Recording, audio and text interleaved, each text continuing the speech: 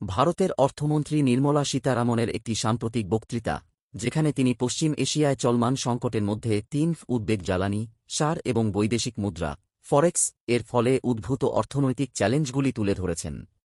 মূল অর্থনৈতিক চ্যালেঞ্জ: জ্বালানি। বিশ্বের তৃতীয় বৃহত্তম তেল আমদানিকারক হিসাবে ভারত অস্থির বৈশ্বিক অপরিশোধিত তেলের দামের জন্য অত্যন্ত ঝুঁকিপূর্ণ। ক্রমবর্ধমান দাম, সরাসরি পরিবহন, শক্তি এবং রসদ খরচ বৃদ্ধি, মুদ্রাস্ফীতি। জ্বালানি। সার। এটিকে লুকানো কৌশলগত সংকট হিসেবে বর্ণনা করা হয়েছে। ভারত সার উৎপাদনের জন্য আমদানি করা কাঁচামালের উপর অনেক বেশি নির্ভর করে। ক্রমবর্ধমান বৈশ্বিক খরচ, জ্বালানি সরবরাহে বিঘ্নিত হওয়া, কৃষি ফলন এবং খাদ্য নিরাপত্তার জন্য হুমকিস্বরূপ। বৈদেশিক মুদ্রা। ভারতীয় রুপির অবমূল্যায়ন এবং বৈদেশিক মুদ্রার রিজার্ভ, যা $700 বিলিয়নের নিচে নেমে গেছে, একটি দুষ্টচক্র তৈরি করে তেলের মতো প্রয়োজনীয় আমদানি আরও ব্যয়বহুল করে তোলে।